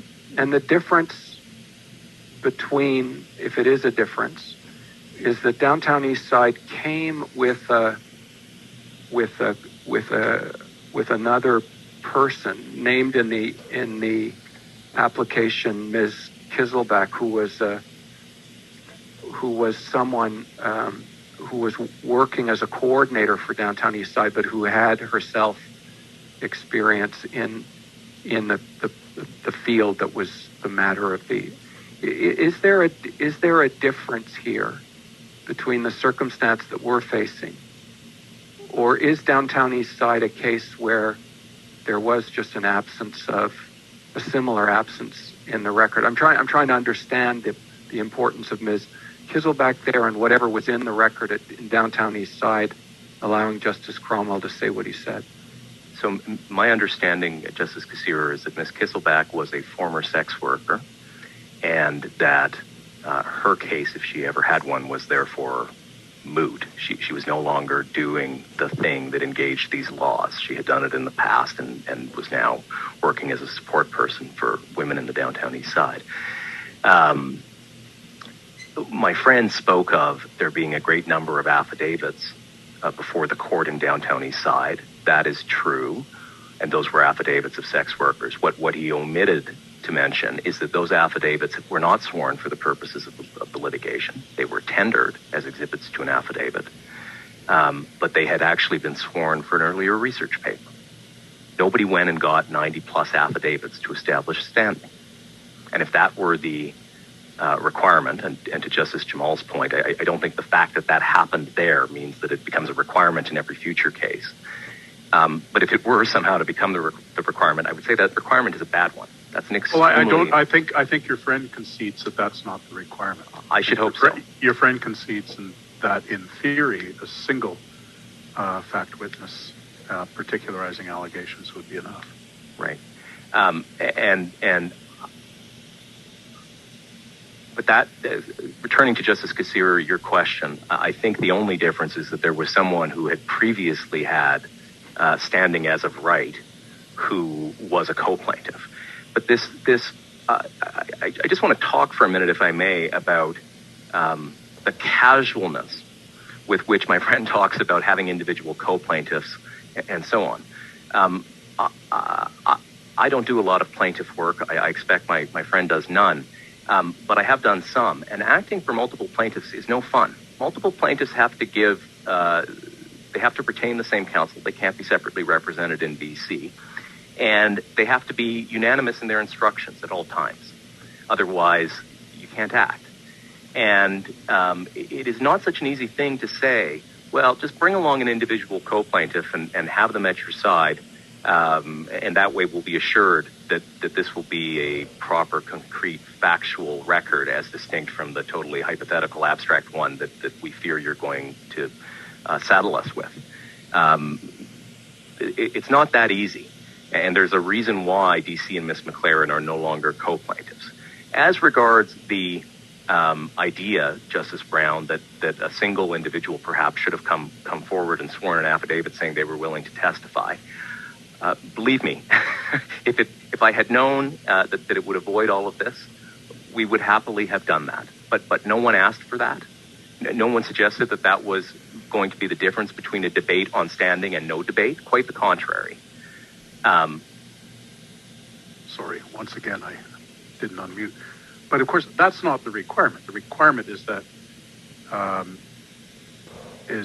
or at least the consideration under the third factor under Downtown East Side is whether the issue will be presented in a sufficiently concrete and well-developed factual setting. So there's no suggestion here that you need sort of a witness with a will say affidavit. But you need particularized allegations, I think, to address that particular consideration. And I just want to signal to you that the difficulty I'm having, Mr. Feder, if I haven't made it clear already, is we're told that those are going to be forthcoming. But is that sufficient to succeed on a summary trial on the issue of standing, where that's a consideration at present, not down the road? And if not, the answer, of course, is not, well, then CCD can never have standing. It's never come back. It's not never come back. It's well, not now. If that's a duck that you have to get in a row, in other words, if it is, then go get that duck in a row. And Justice Brown, that was CCD's position. CCD's position before the Chambers judge, a position he didn't even acknowledge, let alone deal with, was that if he wanted more evidence than what CCD had given, evidence going to the nature of mental illness, evidence going to why individuals couldn't be co-plaintiffs, which was, to Justice Kassir's point, the point actually being put against CCD was that there needed to be individual co-plaintiffs. Ms. Bernard addresses that and says, well, if you need that, that's the same evidence we're planning to call at trial, and you shouldn't determine the standing issue now. We shouldn't litigate this in slices. The evidence is overlapping, and we should punt the standing question for determination at trial. And the Chambers judge neglected even to acknowledge the position. Yeah, Mr. Feder, I'm going to say it and leave it alone very quickly. When this court in particular speaks, it generally speaks to the broad framework which governs the law for the whole country. And so I understand your point, which I take on board, that you're a noted up-and-coming counsel in an outstanding law firm, and you're associated in this litigation with people who are knowledgeable in the area, counsel who are knowledgeable in the area.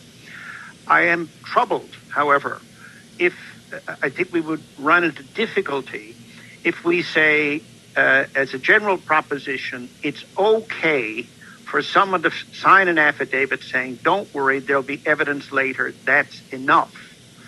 And you're kind of stuck on that one, because maybe it's the cumulative nature of the test. Maybe in the circumstances of this case, your point is that, look, there's enough substance being brought to bear here that assurance should be sufficient to fulfill the third factor. But I have to tell you, sitting on its own, it leaves me uneasy. It leaves me uneasy because the door is too readily opened to persons who may not be well situated to represent the interests of others.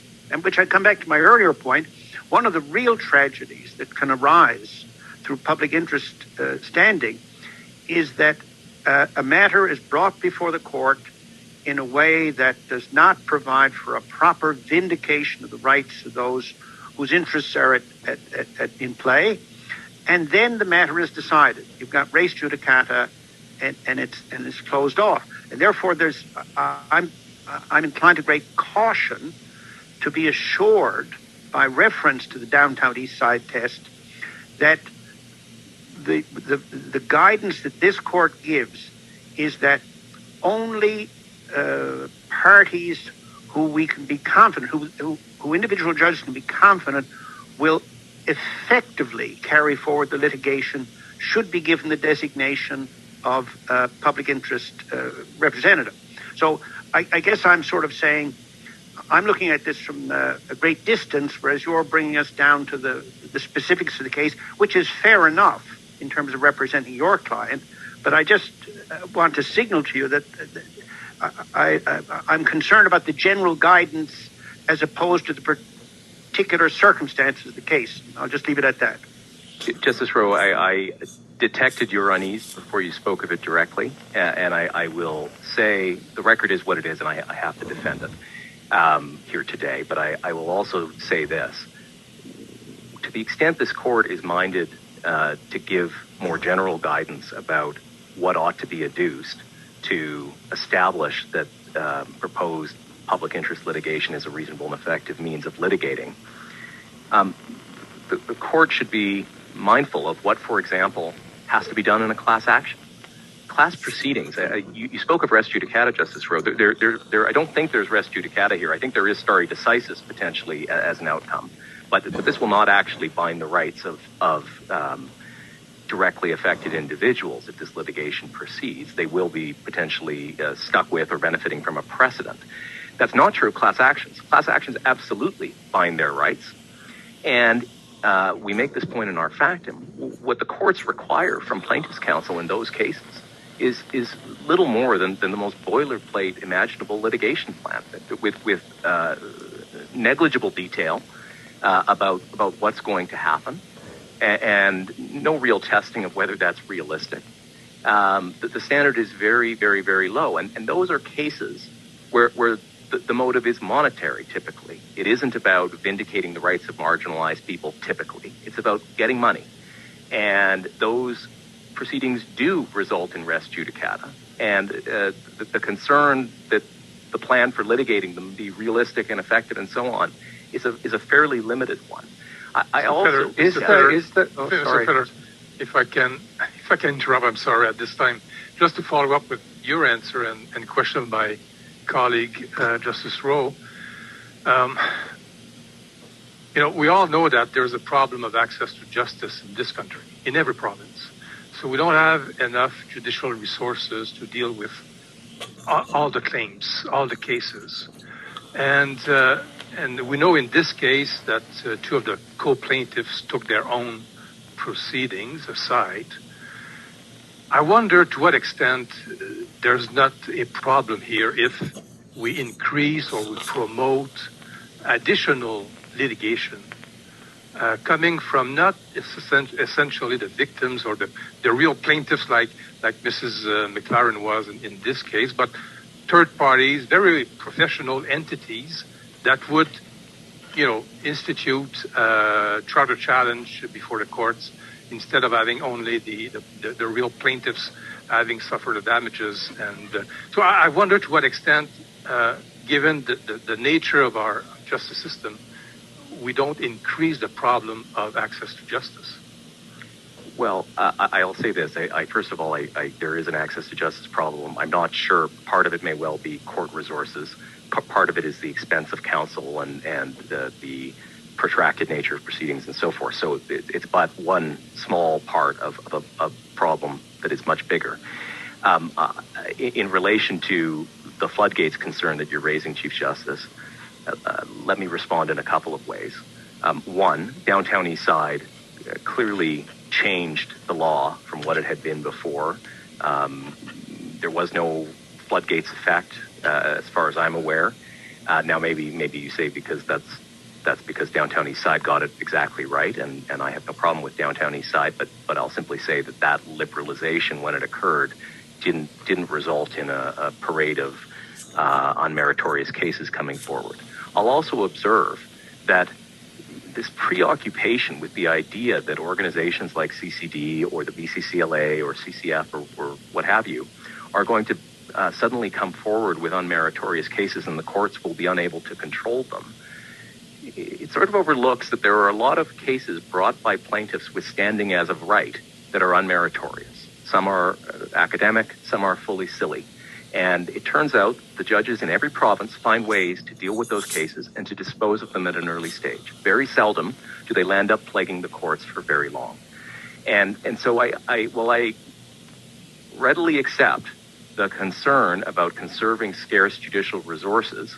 I would echo the comments of Justice Cromwell in downtown East Side that the blunt instrument of standing isn't, and a dismissal of the claim for want of it, is not the only way of dealing with that concern. And I would, in response to many of the concerns that my friend raised in his factum, say these are matters for case management. You want particulars? Make a demand.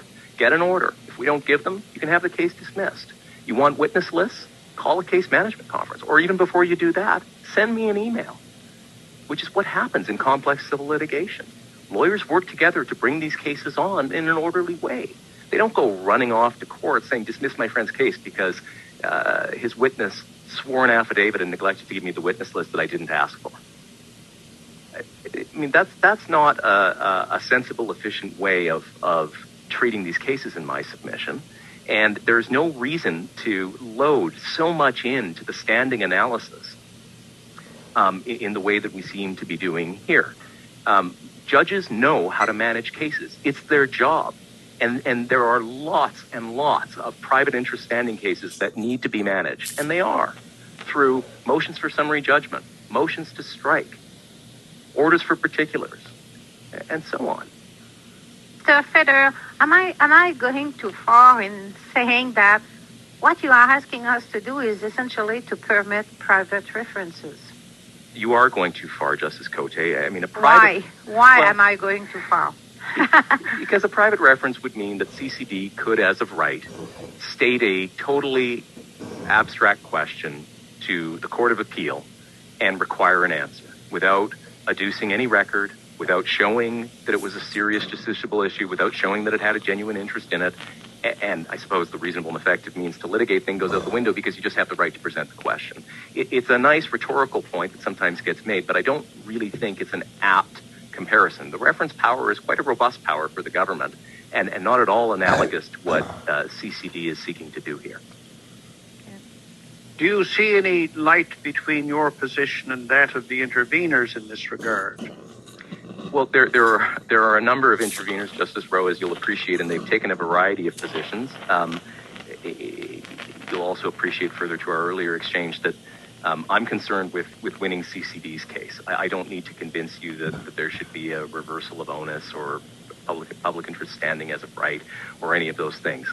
CCD might have a position, which I'm not advancing here today about them, but my position is that downtown East Side is good law and that CCD meets the test for standing prescribed by downtown East Side.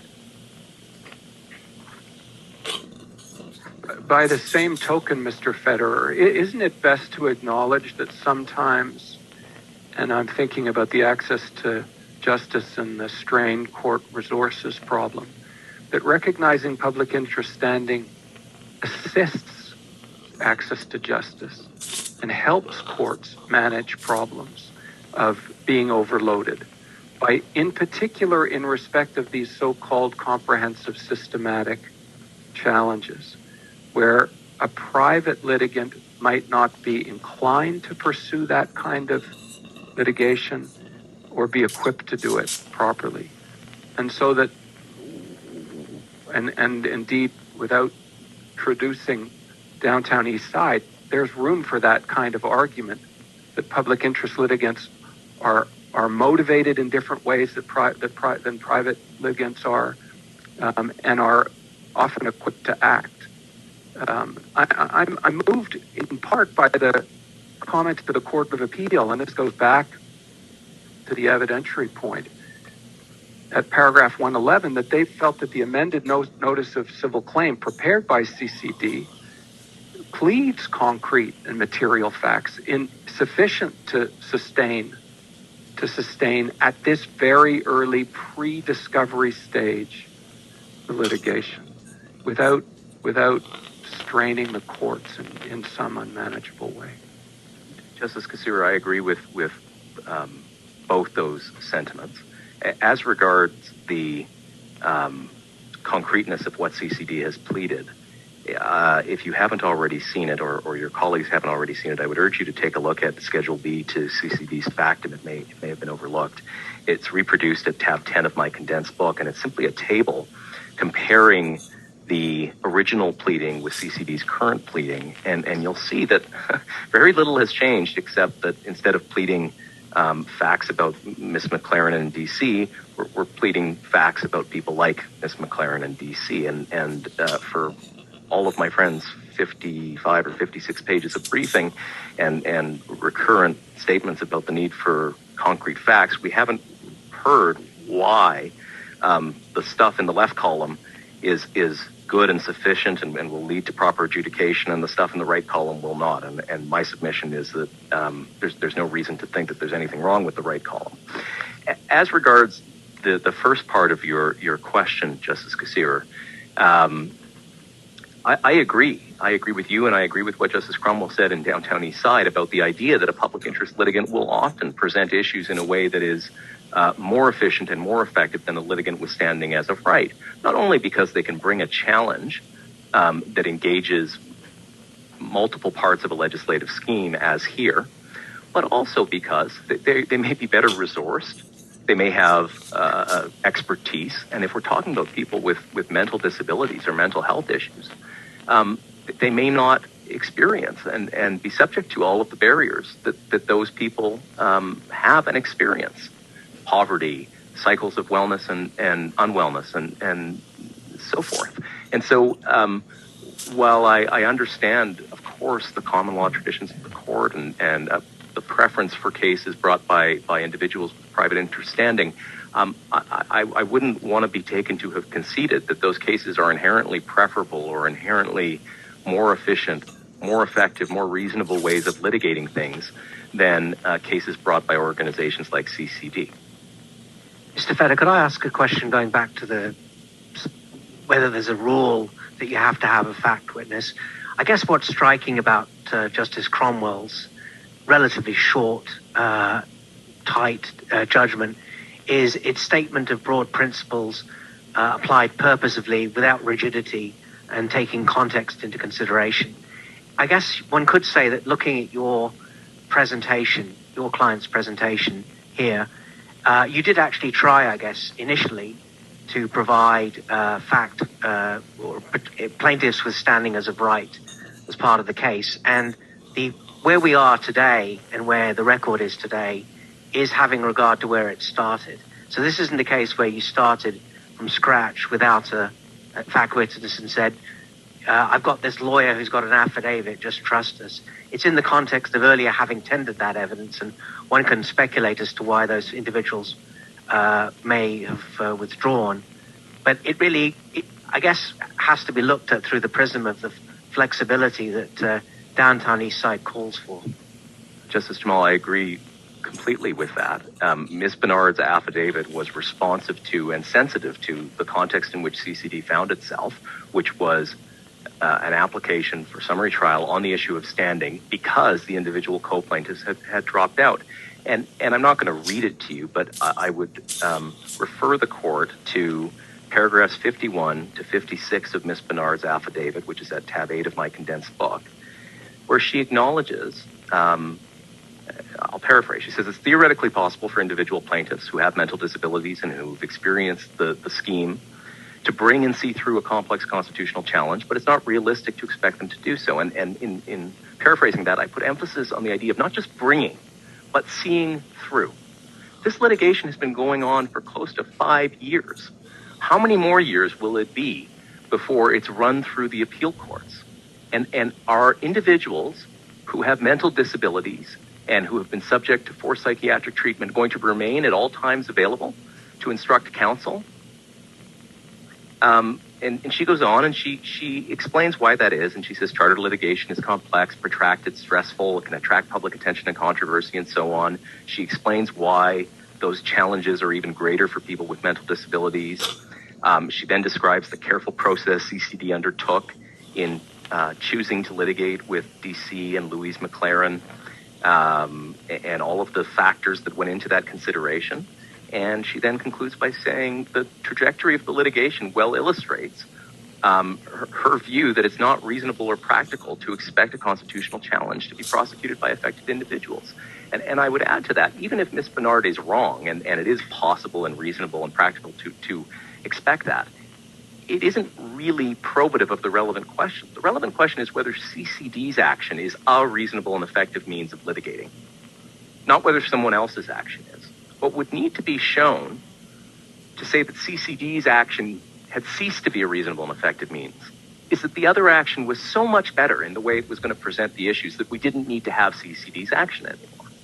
So, this idea that individuals could sue, of course they can sue. My friend refers to challenges having been brought over the last 30 years across Canada. Yes, challenges have been brought. Of course challenges have been brought. Of course they can be brought. They'll continue to be brought. Some will be brought and discontinued. Some will be litigated to a conclusion. We don't have any evidence about whether they were litigated well or badly, more or less efficiently than what CCD proposes to do here. And that's one of the difficulties that CCD has faced here. There was absolutely no evidence put in by the Attorney General to suggest that there was some better way of litigating this issue. There was no evidence originally put in about another case or even the existence of one. There was no evidence about another organization better than CCD with a more genuine interest, if I may put it that way. There was no evidence of some individual with standing as of right who intended to sue. There was no evidence that some individuals had deliberately refrained from suing, such that CCD's action might be unwelcome. And certainly, if we focus on the relevant question, there was absolutely no evidence that someone else was going to come along and bring a case more effectively and more efficiently than CCD was. Now, my friend referred in the first minute or so of his submissions to the proposed class action of which he led new evidence in the Court of Appeal challenging the Mental Health Act. I will tell you that there is no evidence. There was no evidence in the Court of Appeal, and there's no evidence here today about the stage of that case, how it will be conducted, or why it will be better than CCD's. There is no suggestion whatsoever that the Attorney General might consent to class certification so that that case could get on more quickly. And to the contrary, what the Attorney General has actually pleaded in that case is that it cannot be determined on its merits. And I wish to show you that. We looked at this earlier, but the province's response to civil claim is tab 11 of the condensed book. And there are two particular passages to which I wish to draw your attention. The first is paragraph 4 at the top of page 2, where the province denies that the criteria for certification of this action as a class proceeding pursuant to Section 4 of the Class Proceedings Act can be met. The province says the criteria cannot be met. That includes the criterion of preferability. Under Section 4.1d of the Class Proceedings Act, the class proceeding must be the preferable procedure for the fair and efficient resolution of the common issues. It is totally inconsistent with that pleading to come here today and argue that the class action is preferable to this case.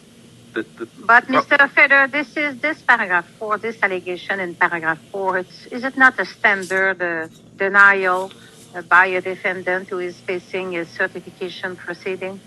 It's not a surprising denial. It's not a surprising denial. I expect that the province, based on what it's done here, will litigate this class action at least as aggressively as it's litigated against CCD. I don't know whether it's standard or non-standard, boilerplate or non-boilerplate, but it is a pleading and it is the province's position. The province says the case cannot move forward. But it is up to the Supreme Court to decide, it is up to a court to decide on certification. Absolutely, but it does not lie in the province's mouth, having pleaded what it's pleaded, to come to this court today and say that case is a better vehicle for resolution of these issues than this case. The province's position in that case is that it's no case at all. And if it's not just that they say it can't be certified, Justice Cote, if you turn over, please, to page 9 and look at paragraph 49 and 50, the province pleads that the plaintiff's claims are limitation barred. The claims that these plaintiffs want to bring, according to the province, are prescribed. And yet Mr. Whitten stands up and says that case is preferable to this one for a resolution on the merits. How so? If it's prescribed, we don't know. It can't be. Those two positions are contradictory. Of course, the issue isn't which vehicle is better. The issue is whether the vehicle that CCD proposes is sufficient to satisfy the third factor in downtown East Side. I completely agree, Justice Brown, and my point is only that the class action can only be relevant if it is better. If it's worse or the same, then I don't think it allows us to say that CCD's action is not reasonable and effective. That's fair. Yeah. At the end of the day, it seems to me we're looking to do justice, potentially. And, I'm hearing now this one doesn't work and that one doesn't work and nothing works. So there'll be no access to justice to anybody, and we'll have a wonderful justice system.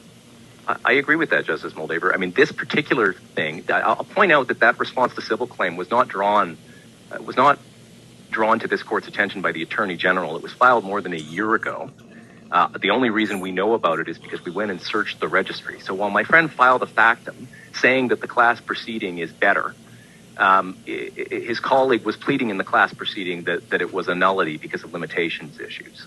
And in my submission, that's a shell game, right? There are real issues here. Whatever one thinks of the weight to be given to the academics, there are clearly real issues in relation to the statute deserving of some court's consideration someday.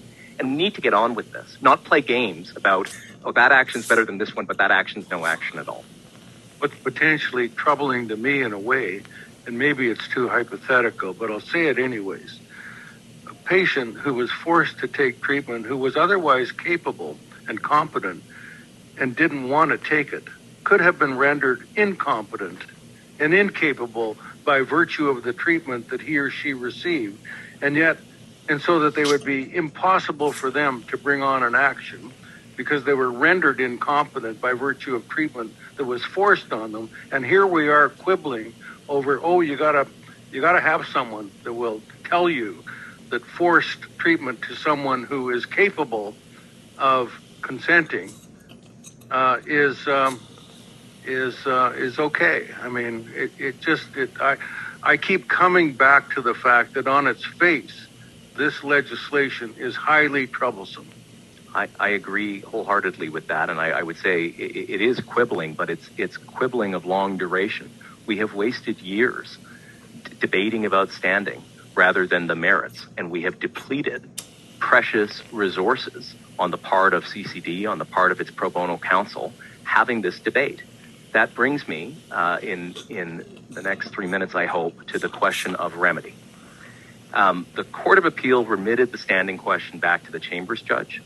In my submission, if this court dismisses the appeal, it can substitute a different order under Section 45 of the Supreme Court Act and 50 years worth of authorities interpreting Section 45 that are cited in footnote 167 of my factum. And I'm not going to take you through those authorities, but what I will say is they make abundantly clear that this court, in dismissing an appeal, can vary the order of the Court of Appeal and may do so in a way that operates clearly to the detriment of the unsuccessful appellant. So no cross appeal would be needed. Well, Justice Kassir, the cross appeal question is an interesting one. No cross appeal is needed here because nothing has been put into issue by CCD. No aspect of the Court of Appeal's order has been put into issue by CCD that the appellant has not himself put into issue. We're only debating this question of what should be the outcome here on standing. The Attorney General's position is judgment for the province on standing. CCD's position is judgment for CCD on standing. And I will tell you that reading of Section 45 of the Supreme Court Act was not entirely intuitive to me on the words. But when I went and read the cases cited in footnote 167, I'm going to suggest there's no reasonable debate possible. Yeah, well, I'll have to read them pretty closely, too, because I've been an appeal court judge for a long time. And if you want a different order, I'm going to be very simplistic. You got to ask for it. And that means you've got to cross appeal. And if you don't ask for it, you don't get it because you're not eligible to get it. But I'll read the 100 cases or whatever it is. But, it's just first principles. As I said, Justice Rowe, it wasn't intuitive to me either, but far be it from me to criticize this court's jurisprudence and its interpretation of its own constating act. There's to be nothing stopping this court from granting that cross appeal at this stage to do justice. Correct. My understanding. I agree with that, Justice Moldaver, and to the extent you need a formal request on the part of CCD, please consider that request. And there's no prejudice. We have the province's position. The province has argued at length as to why CCD should have its case dismissed for want of standing. And in the next 45 seconds, I will tell you why we should do this. The standing issue has been the subject of litigation since 2018. This court is in as good a position as the Chambers judge to determine the issue. Remitting the matter will result in months or years of further delay and depletion of CCD's resources. There's every reason to expect that the province, if it loses on standing, will appeal, and that we will be in Groundhog Day, arguing once again through multiple levels of court about standing. The interest of justice would be very badly served by that. Clients' priorities and resources change. Lawyers have careers that evolve. It is not reasonable or fair to expect that CCD and its counsel should remain committed to a further lengthy fight about standing nearly 5 years after having started the claim. It goes to a broader point that I would ask this court to keep in mind as it decides this case and hears from the interveners tomorrow. A test for standing that lends itself to this sort of war of attrition will, as a practical matter, discourage lawyers who act pro bono or low bono from agreeing to prosecute cases for public interest groups as opposed to individuals. It is not reasonable to expect that lawyers who appreciate their highly privileged position, who want to give back to their communities, who want to make a difference, are going to undertake cases where they need to spend years litigating. Well, on the basis of this submission, I see no light at all between your position and that of the interveners, which is the door is open, period. No, Justice Rowe, I don't say the door should be open. I do say this court should be sensitive to the fact that if the door is shut very closed, or if a very long gauntlet is set up in terms of what must be established to get to standing, if, as the Attorney General proposes, this court adopts vague requirements that can't be satisfied at a practical level or become very difficult to satisfy as a practical level, lawyers, bright-eyed, bushy-tailed young lawyers who want to help they're just not going to do these cases. Nobody wants to spend 5 years litigating standing. I don't want to do it. Mr. Love doesn't want to do it. My colleagues here don't want to do it. I didn't sign up for that. Nobody would sign up for that. It's no fun. We want to get on with the merits. And I, speaking for myself, will go and give my time pro bono to individuals rather than to groups if this is what lies in store. And I suggest that's not true only of me. It's true of everyone. Litigating threshold procedural issues for years and years and years is not an effective and efficient use of pro bono resources. Subject to any questions, those are my submissions on the standing issue. And with the remaining time, Ms. Booth will address the question of costs. Thank you.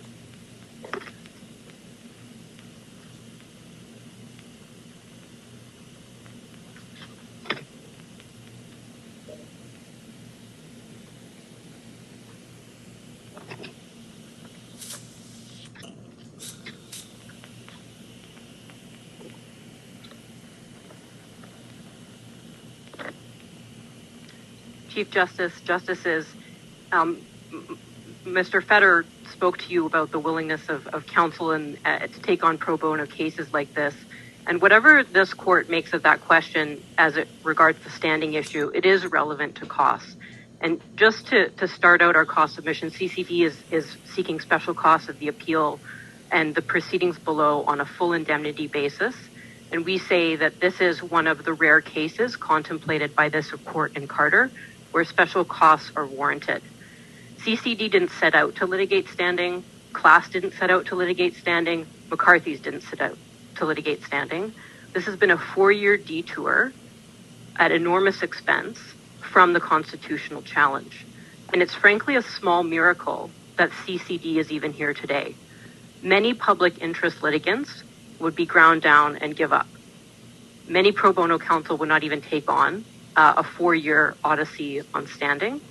And cases like this are precisely why access to justice is one of the policy objectives underlying costs and is one of the considerations to be taken into account when taking the exceptional step of deviating from the typical cost rules in cases. Is this a general rule that you're asking us to accept, or are you tying it to the particular circumstances of this case? In other words, if someone comes forward and says, I want public interest standing, automatically they get an order for full indemnity, or is there something particular to the circumstances of this case which warrants it here? We are not saying that every public interest litigant seeking public interest standing will get special costs. It's the specific circumstances of this case, and we say it meets the rare and exceptional test standards set by this court in Carter. The public interest standing issue here is truly one of those transcendent issues of broad public importance. It transcends the interest not just of this case and the dispute between CCD and the province. It transcends any single issue or group or legal right. It is about whether people who are unable to sue will get access to justice by having somebody sue instead. And we say that that is one of those truly exceptional, broad issues of social importance that meet the first factor of the Carter test. On the second, CCD, we say it readily meets that test. It's a pro bono, not-for-profit being represented pro bono. It doesn't seek charter damages in the case. It has no economic interest in the issues here. I see my time is up, so subject to any further questions, those are our submissions. Thank you very much, Ms. Booth. So I would like to thank counsel for their submissions for the day.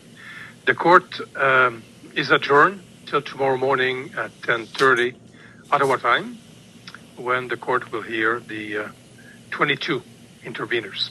Thank you very much.